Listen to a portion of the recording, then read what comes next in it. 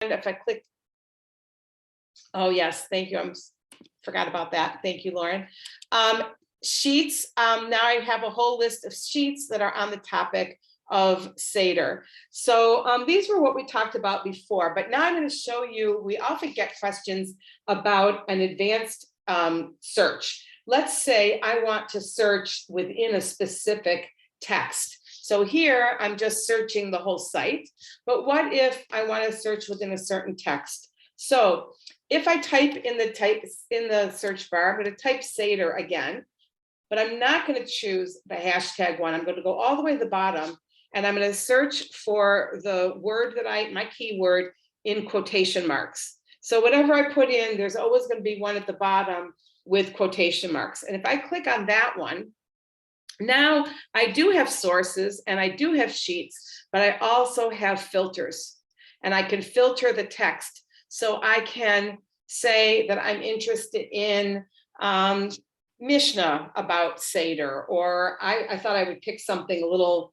more esoteric, and I looked at Jewish thought, and I saw that there were 32 sources in our Jewish thought category that mention Seder. So I can either choose all of them by clicking the box to the left, and now I have all 38 of them if I scroll down, or I could unclick it and click on the down arrow to the right, and now I have each of the books individually.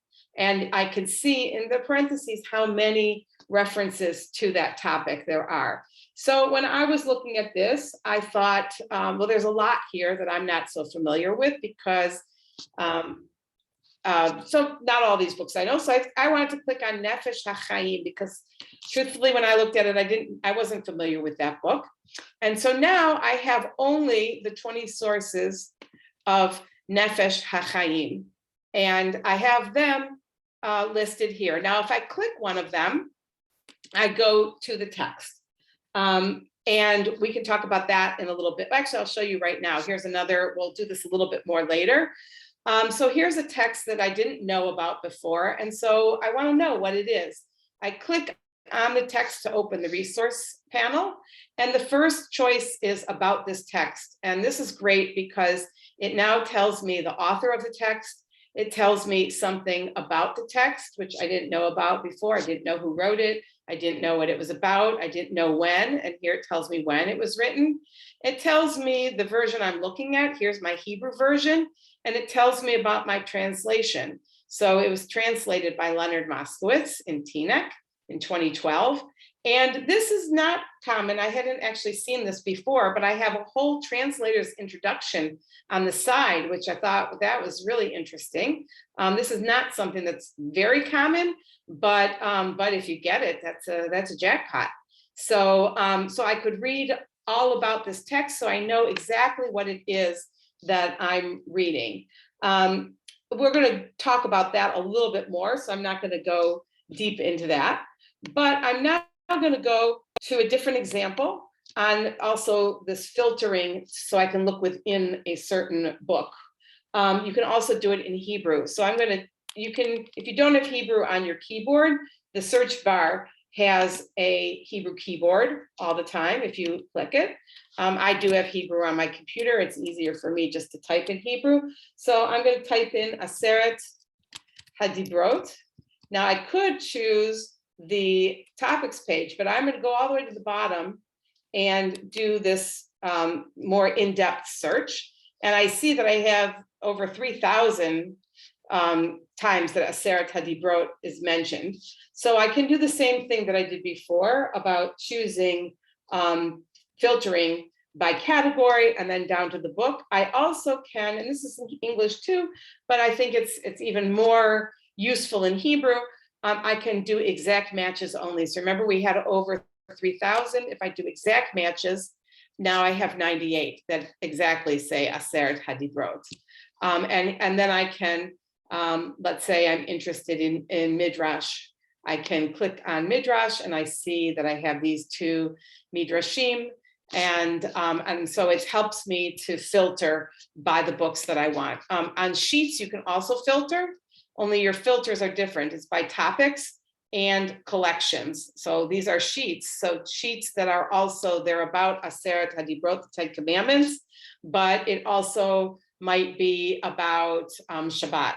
So now I have the sheets that mention the 10 Commandments and also Shabbat. Now, since I did it in Hebrew, I'm getting Hebrew sheets. But although not always, because it could be from the Hebrew text that's on the sheet could be in English.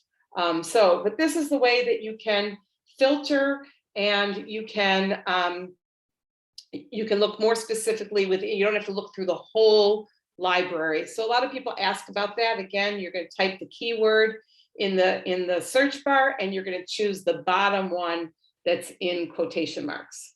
Let me show you. Let's do one more search here. Let's do Exodus. Oops, let's turn to English. Exodus, I'm going to do the one on the bottom, and I have over 4,000 of them.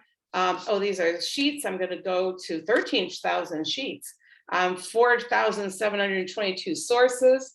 I am going to look in Chassidut, and I'm going to choose Kedushat Levi, which again is a source that I wasn't all that familiar with.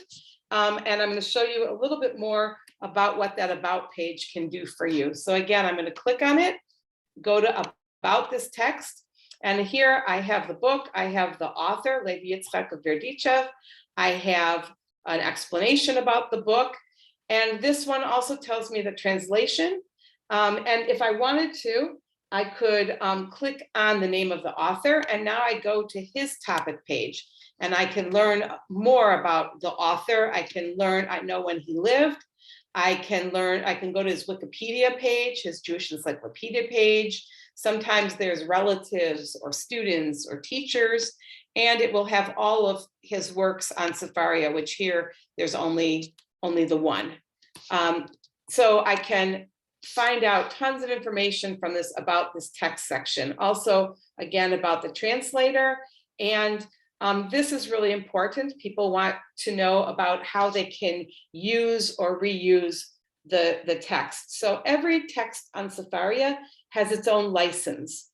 So there's not like a blanket answer. Sometimes people write in and they say, what can I use on Sefaria? Well, each text is different. So what you would do is you would go into the about this text, and you'll see here it says license.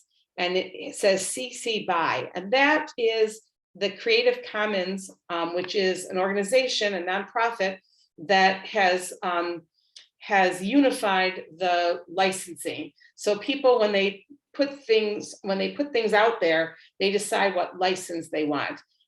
Because you might not know what CC BY is, which I didn't before I worked for Sefaria, I can click on it. They're all hyperlinked, and I go to the Creative Commons website, and it tells me exactly what this license is. So this one, I can share it, I can adapt it, but I have to give attribution, and it tells you how to do it. You're not attributing it to Sefaria because it's not ours. We're just putting it there. It still belongs to whoever had it. So you would be putting that the translation is Kedushat Levi, translated by Rabbi Eliyahu Monk. And you would credit him for the work. So some of them will say public domain, which means you don't have to credit it. The Hebrew here is in the public domain, but even that is linked, so to explain to you what you can do about it. So that's a really important thing too, if you're going to be using these texts in situations outside of Sefaria source sheets.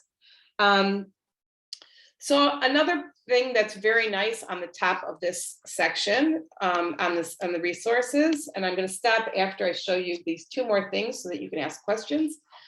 So we have about this text, and then we have table of contents, and this is how you can navigate the work that you're looking at. Now they have their different structures. This Kedushat Levi is by Torah portions. And so that's how you would navigate it. So if I want this coming week's, they have something special for Pesach coming up. So let's click on that one. And this is not translated, or is it? Let's see. No, it's not translated. And I know that because I went to the A Aleph menu and I see that I selected English, but it showed Hebrew for me. And that indicates that we don't have English for this. So whereas that other section, we did have a translation for this, apparently we do not have a translation. Not everything that we have is in translation. So we can navigate that way, and different texts are organized differently. If I go to the Torah, let's go another way to find a text. Let's go to this week's Torah portion, which is Tazria. On the right-hand side, we have learning schedules. I can go right to this week's Torah portion.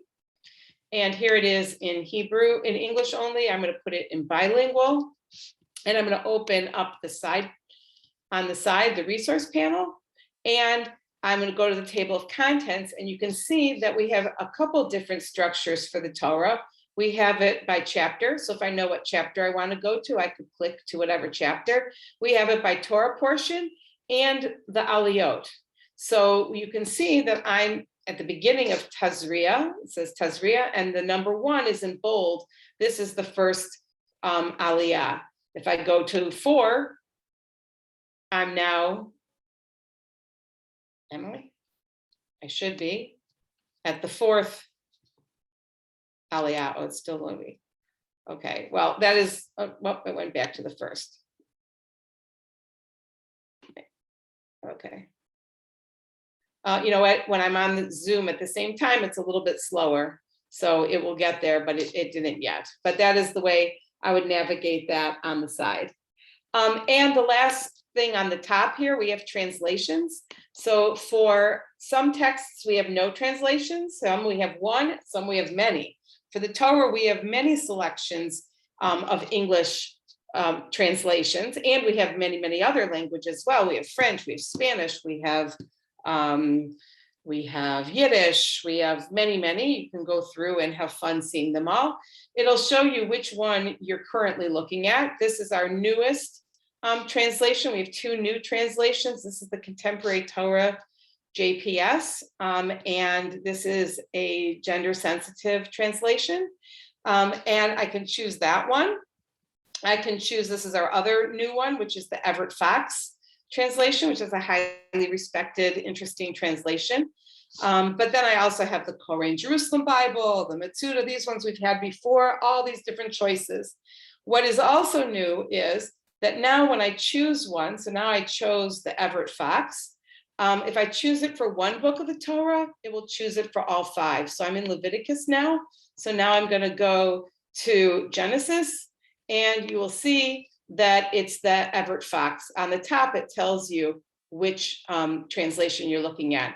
If I click it again and go to a different translation, now I'm going to go to the Korean Jerusalem Bible, and I'm going to go to Deuteronomy, and you'll see that we're in that. You can change as many times as you want, but if you have one that you always want to go to, you don't have to switch around every time. It will stick for the whole Torah. So I'm going to stop for a second. If anybody has a question, if actually now that we have more people, if we want to, you could write your questions in the chat so that Lauren can help out or can help by asking the questions. So I didn't tell you that. So if you have a question, you can just unmute yourself and ask.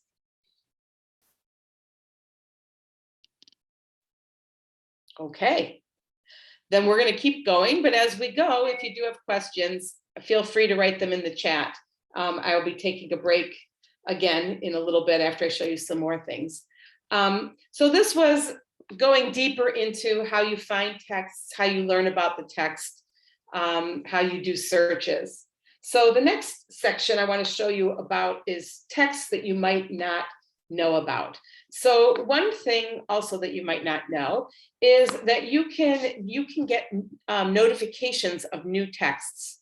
So up on the top right, you'll see my cursor going around, there's a bell. And if I click on the bell, that gives me the notifications. This is our Sefaria account. So we have a little more action going on here than most people would have. But I'm going to scroll down to show you where we have new text. So here, a month ago, we added a new English version of Sichot Haran, which is Rabbi Nachman's Wisdom, translated by Aryeh Kaplan, by the Breslov Research Institute. And it gives you a little bit of an explanation of it. And then it's also linked, so you could go right there, which we will in a minute. And we can also, we had Likutei Tfilot, and again, it tells you a little bit. At this point, when we add text, they're a little bit more esoteric, so they might not be things that you know. We've already added, Tanakh and Midrash and a lot of commentary and Talmud and the things that, and just Sidurim and all kinds of like the normal things. Now we're getting much, much deeper, so it's really likely that people won't be so familiar with it. And this is a modern text. It's called Nishmat Habayit. It happens to be in Hebrew only, and it's responsa addressing questions relating to pregnancy, birth, nursing, and contraception. And that's an interesting text. And we have this next one. So it tells you here in the notification button, it'll tell you what new texts we have added. So since we see the Sichot Haran, I'll click on it, tell you a little bit about it. This is in our Chassidut collection, and it's newly translated. And you can see we have a translation, a new translation. So that's very, very exciting. Also in the new translation department, in Midrash, we have, in Midrash Rabbah, we have a new Esther Rabbah translation that was commissioned just for us. And some of you might have gotten, if you sign up for our newsletters, you would have gotten our 5-part series on Purim characters that was based on Midrash Rabbah, on Esther Rabbah. So this is wonderful that we had a new great translation that's available for people. We hope we'll have more. Something for Pesach that's very, very helpful. In the liturgy department, I showed you that we have Haggadahs, Ashkenazi Haggadah, Edot HaMizrach, but we also have a lot of commentaries. And this is something that you really wouldn't find someplace else. This is thanks to a very special Sefaria fan, Rabbi Mark Greenspan, who has taken upon himself in his congregational life to translate every year a different Haggadah commentary. And several years ago, he donated them to Sefaria and put them up. So we have, I'm just picking one of them, we have a translation to this Haggadah. And if you look at the about this text, it tells you about the author. It's a classic German Haggadah. It explains a little bit about it.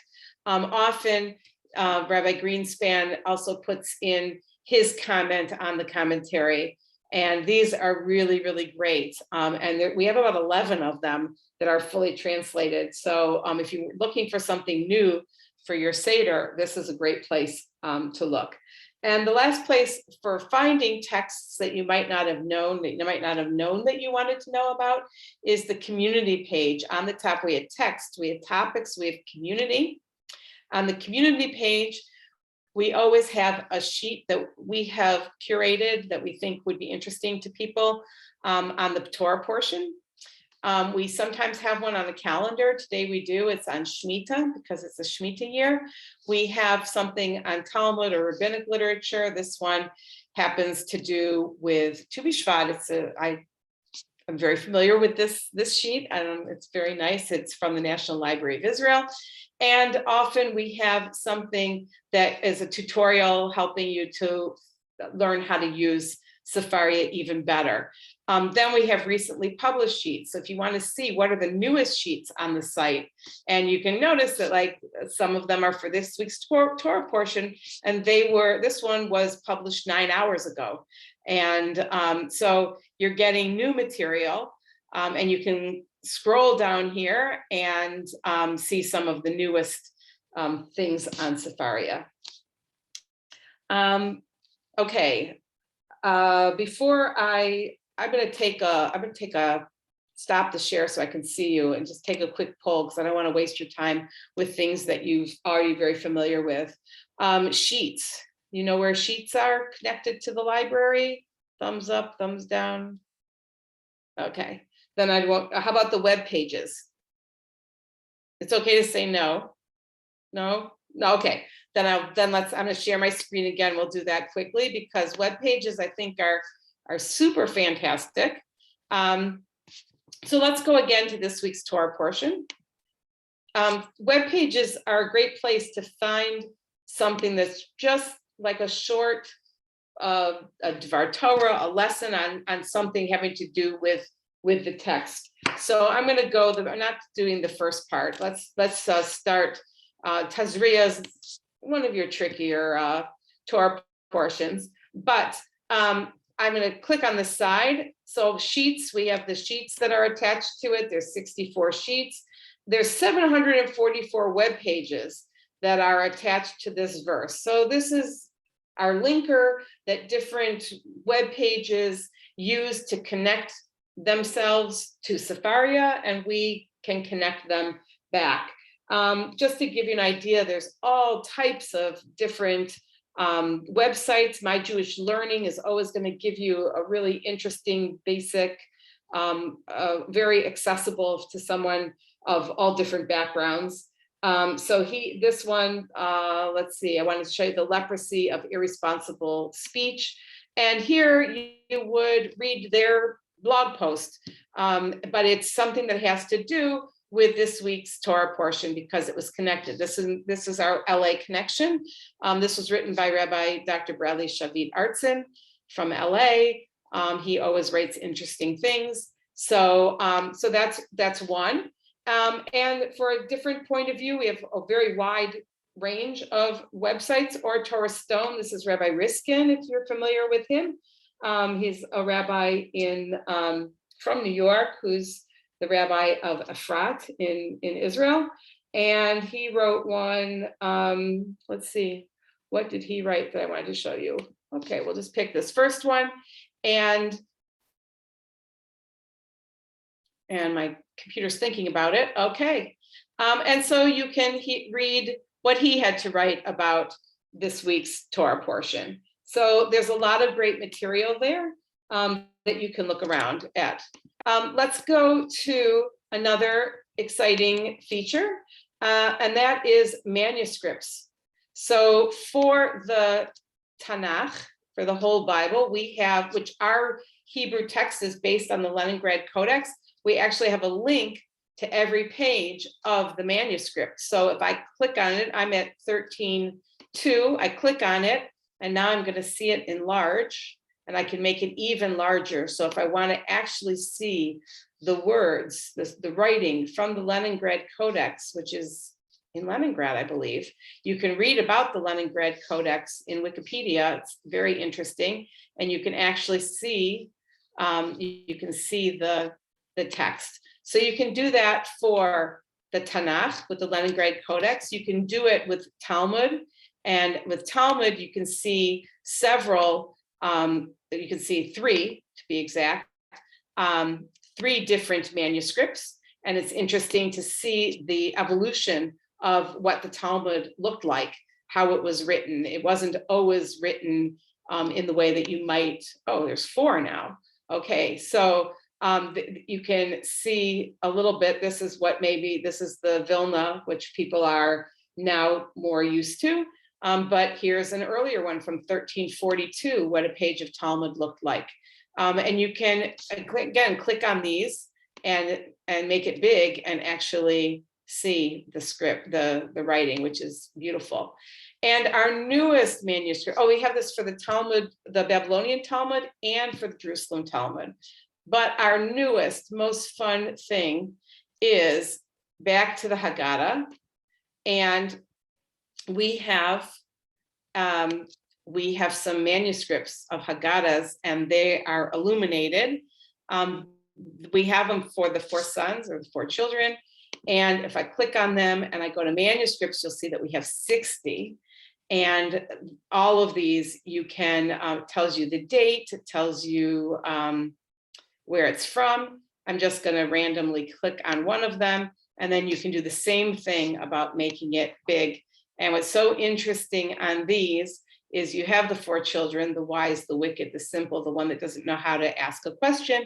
And it's interesting through time in different places, how did the illustrator depict each of those children? How did the illustrator want to indicate what symbols would indicate wisdom or wickedness or something like that? So these are super fantastic, and you might want to spend some time with those. Another thing, if we're in Torah again, let's go to this week's Torah portion yet again. And I click on the side and I go to Torah readings. If you see, there's like a speaker, and that is because this is this one verse, although we probably would want to view it in Hebrew also.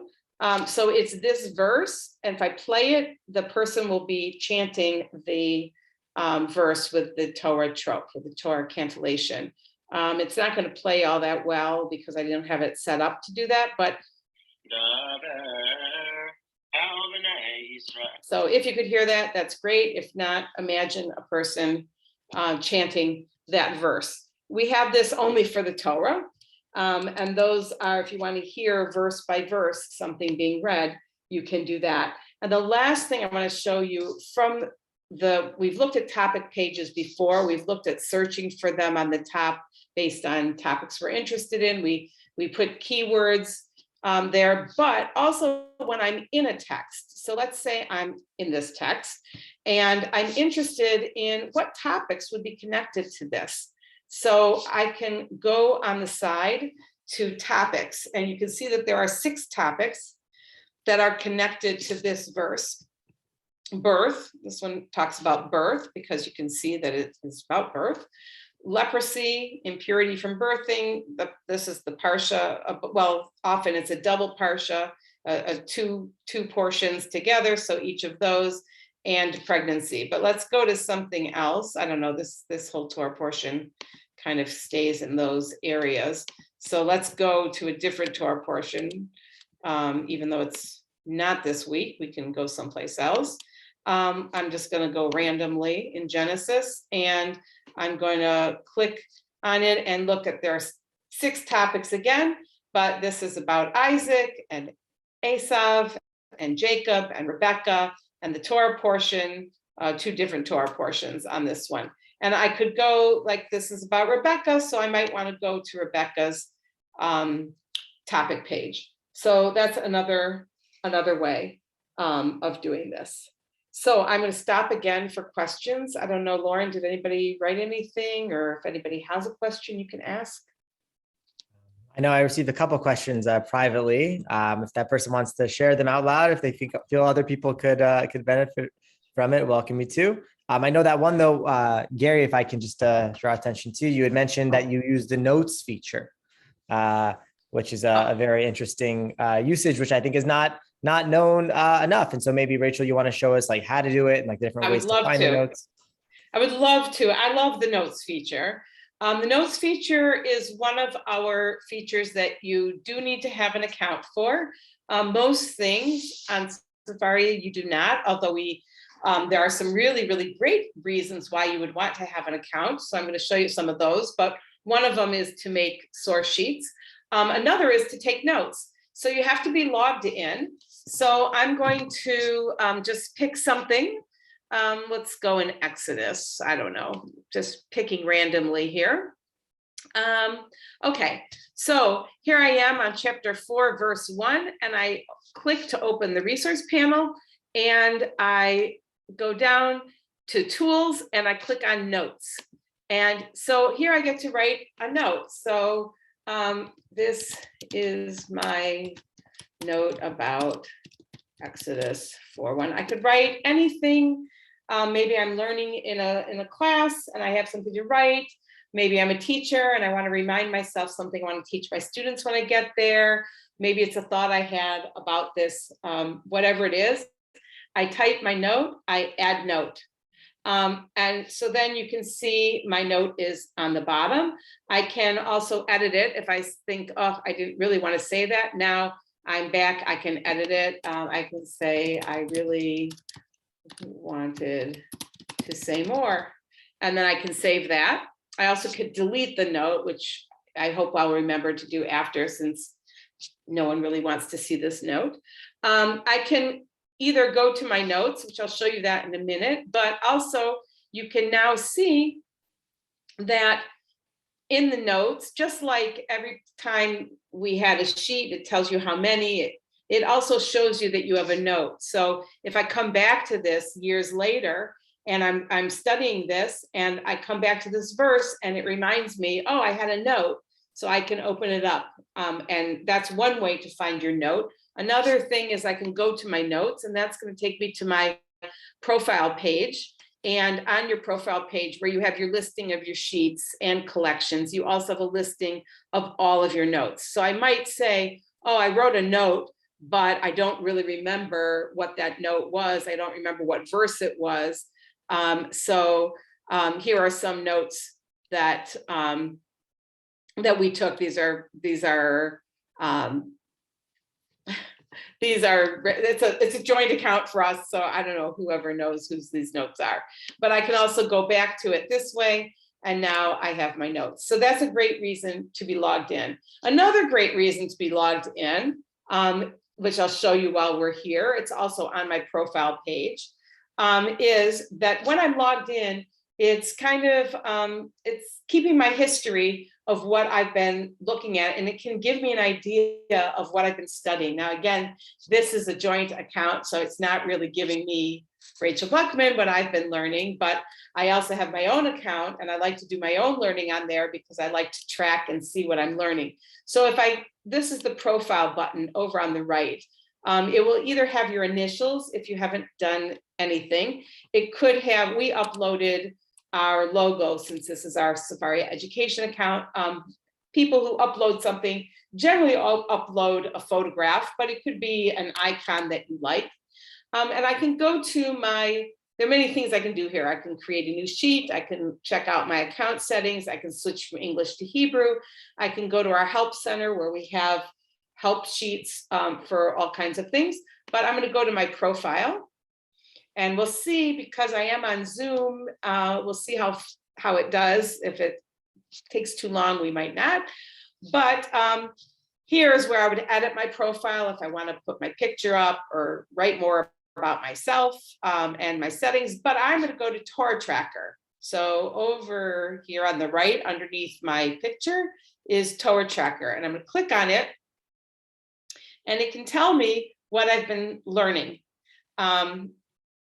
Which is kind of fun. It's, everything, we have so many things that gives us feedback. We have our Fitbit, which tells us how many steps we've taken, and we have all kinds of other things that are giving us feedback. And this is going to give us feedback on what we're learning on Sefaria.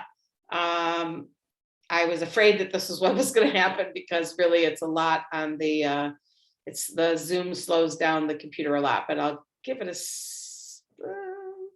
we'll see how long I wait with this, but it will actually tell me, oh, there we go.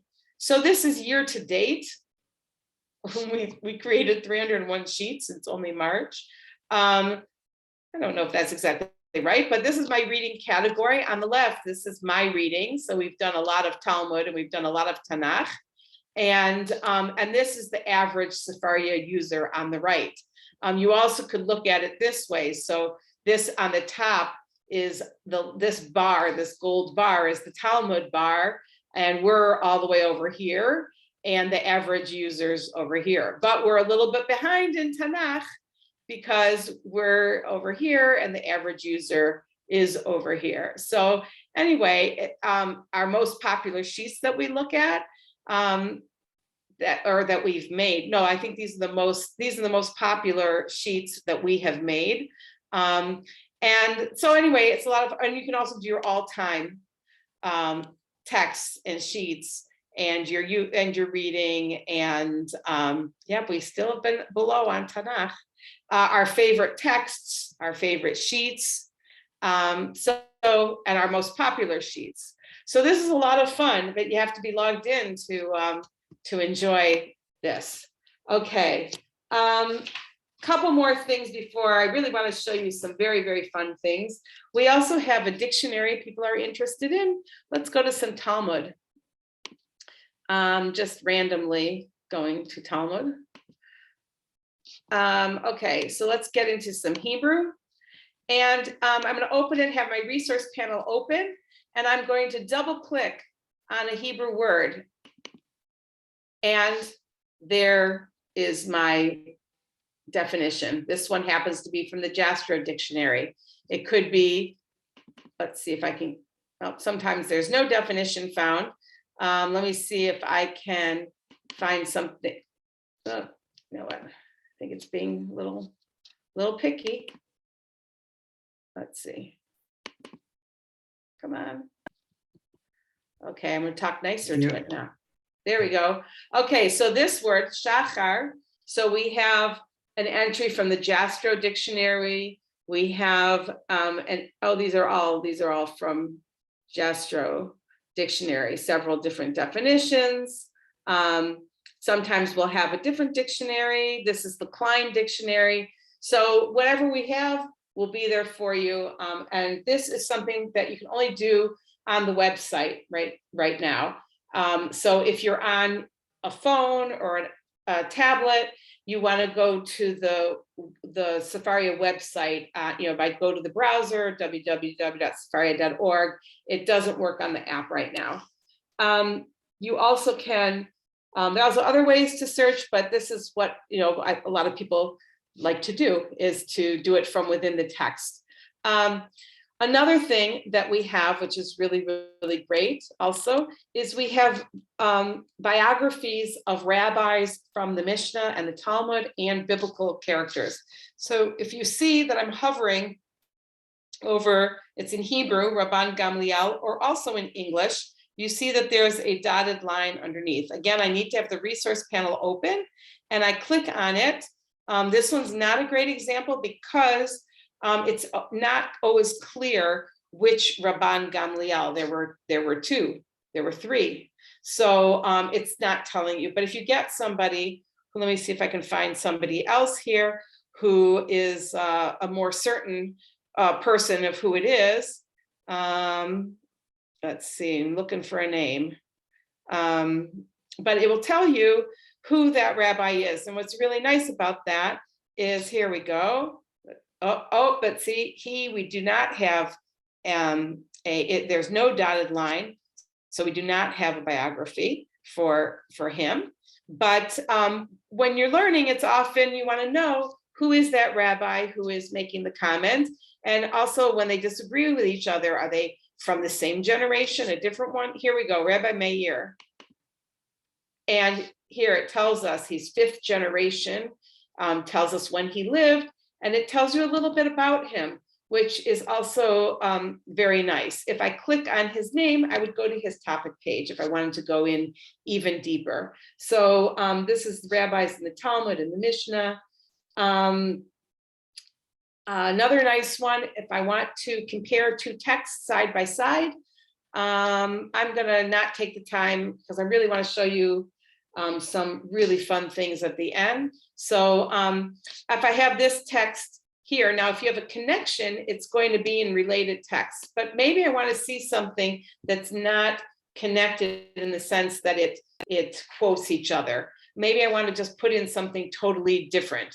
And again, I'm not choosing anything meaningful here, but I click on the text for the resource panel. I go to compare text, and now I get a whole other like table of content, like a library page.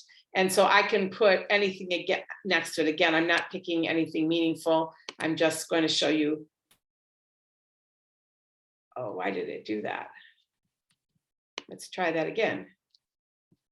Okay, that wasn't supposed to happen. Okay, let's try it again. We're going to compare a text, where this time we're going to put a midrash next to it. Oh, okay. Good thing I didn't want to show that one really today.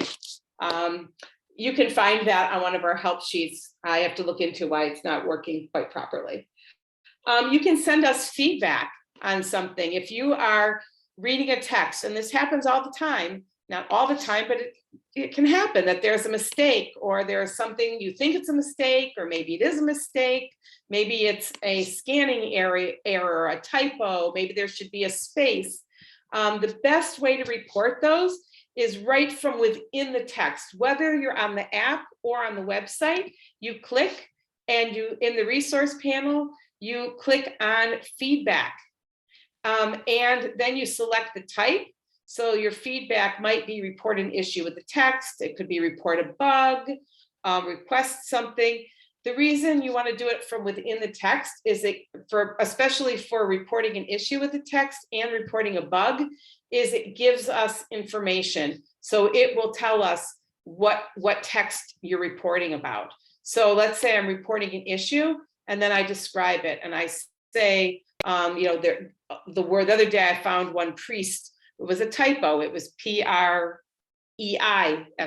So I described the issue, and then I press submit, and it goes to our corrections department, and they look it up, and then they fix it, and then they write you and they say, thank you, we fixed it. Or sometimes it might not be a mistake. Sometimes we get something where someone wasn't familiar with that word, or they thought it was a mistake and it's not. And then we tell you, thank you, it's actually correct the way it is, and we're going to leave it that way. But we really appreciate everyone's eyes on the text. It makes the text better for everybody.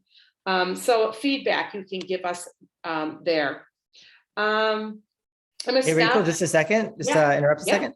Are you able to show us again, just to go back, I mean, because we're on the page right now, can you show us how to find the translation of a Hebrew word within the text again, whether it's directly through the text itself or by searching? Or Okay, I'll show you a couple ways. So you have to have the resource panel open, and now I'm going to double click. Just double click on the word, and here it is. And this is from an open scriptures. It's a different dictionary. Another way I could do it, let's say I want another word. I'm going to take this word, this Hebrew word, because I don't want to type, I'm going to actually copy and paste. And it did it for me automatically. Well, let's pretend it didn't, and I'm going to paste it here, and I can also get to the word that way. I also can, again, I get this Hebrew keyboard if I want to do it that way. There's another way to look up a word. I mean, mostly you want to look it up when you're in the text, but let's say you just want to look up a word. So if you go back to our reference section, now you have all of our reference books, and people don't know all of these, and there's some really wonderful things, and we have these descriptions that tell you what they are. So the two big famous dictionaries, just for if you want a word, the Jastrow and the Klein dictionary, you could go into either one of those, and I could just click on it, and now I can search the dictionary from the search bar, or I could go to the letter and scroll if I want to do it that way. I also had it meant to click. Okay, starting over because I didn't mean to click. So also here in the Jastrow, a lot of people don't know this, there are a list of abbreviations, and there are Hebrew or Aramaic abbreviations. Those are really handy. So we also have other reference material. We have grammar books, we have encyclopedic works. So lots of things to click around and discover, but from within the text, when the resource panel is open, you're going to double click on it. Rachel, can I add something just to what you said as well? Please do. So in addition to double clicking, especially if you're on your computer or with a mouse or something, you can highlight the word itself. That's what I did, and did it like kind of by mistake, but it's not mistake, because you're right. That's one of the ways it's done. Well, I happen to personally like the highlighting. I prefer it because sometimes there might be a few prefixes like a hey or a lamed or a lamed and a hey and a bet and different things, which sometimes if you just were to double click it, it'll take the whole entire word and it won't always know. So right, here's a great example.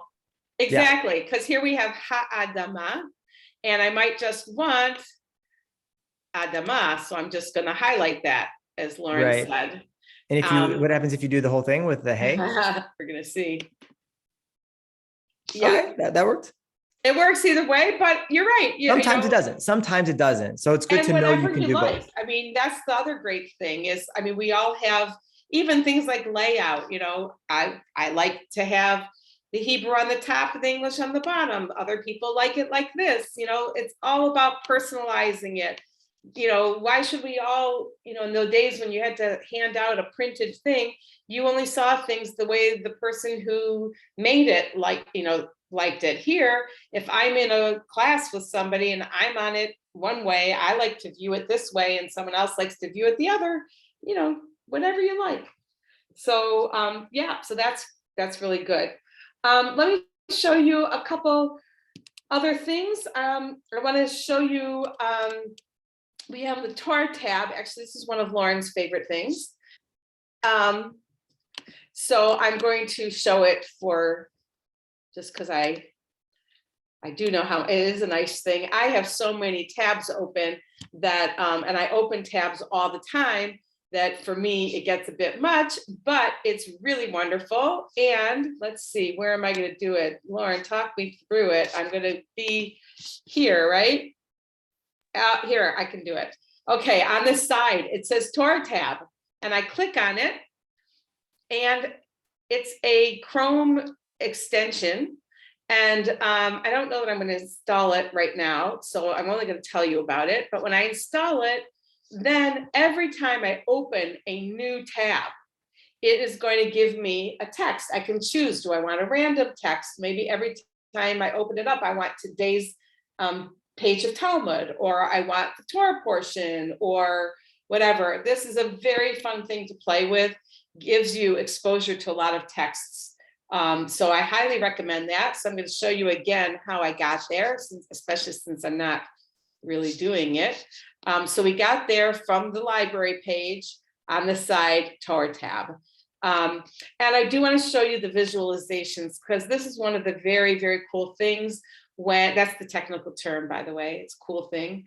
From digitizing everything, you can make connections, you can use all the fun stuff that the engineers do to have things relate to each other. And we have these visualizations.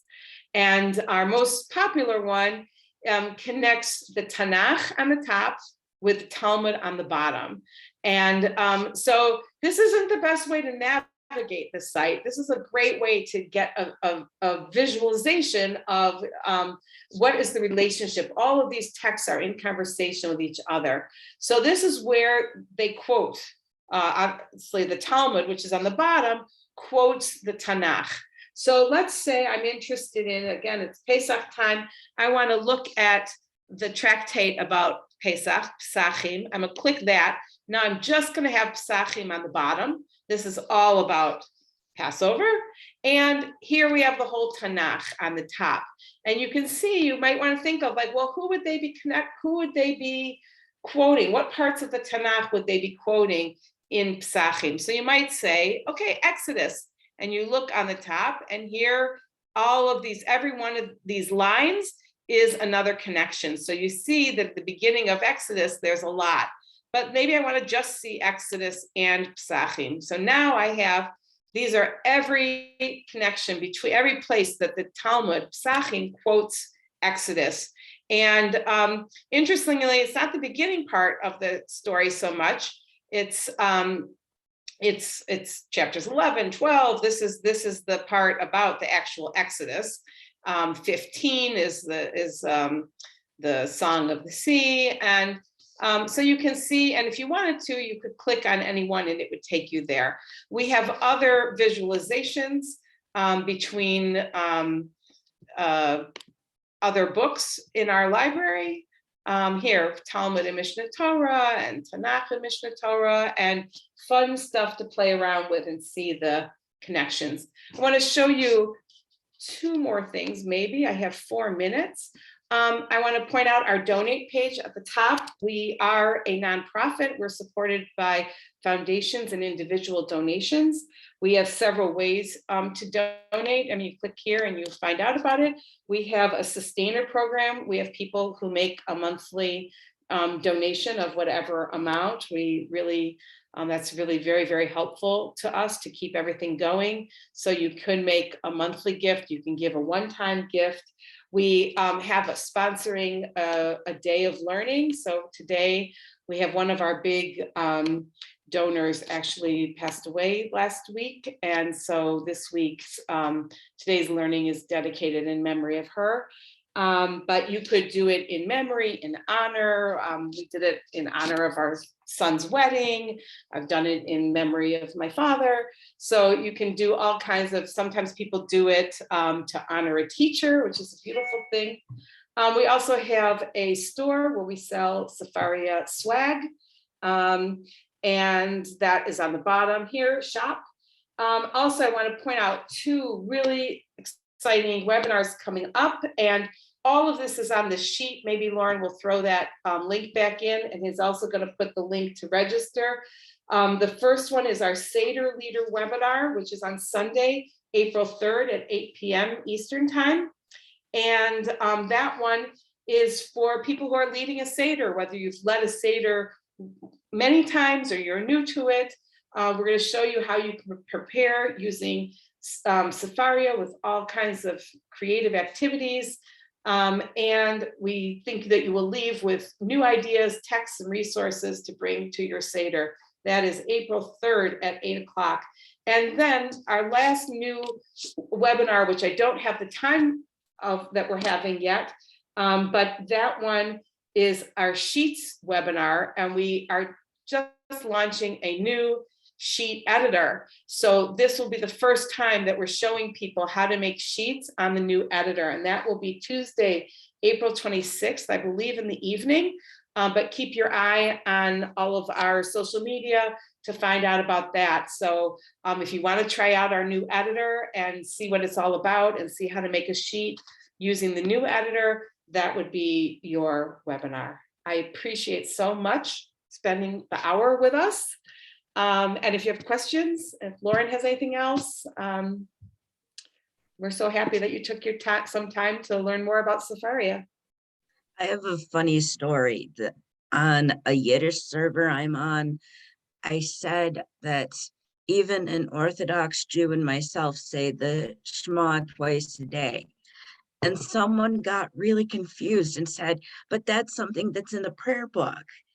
And my response was, my sponsoring rabbi showed me how to go from liturgy to a prayer book, so I can say it twice a day, even if I'm not in shul. Exactly. We love it that we, I like to think about it that people today have in their pocket, on their phone, a larger library than, well, obviously it's larger than, because a lot's been written since, but, Rashi could never imagine having a library that, nobody could imagine having a library like that. And we're just like walking around with it. And it's an amazing, amazing thing. And then also that this whole digitizing and connecting, we have a visualization that shows who Rashi quoted, and you see like, oh my gosh, he knew everything by heart.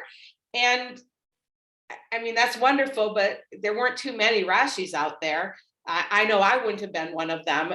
So lucky for me, I have it here, and I can find all of those connections and can go from one text to another and follow the conversation. And it's really, we just want everybody to enjoy it, use it as best they can. If you have questions, you can always write us at hello@sefaria.org.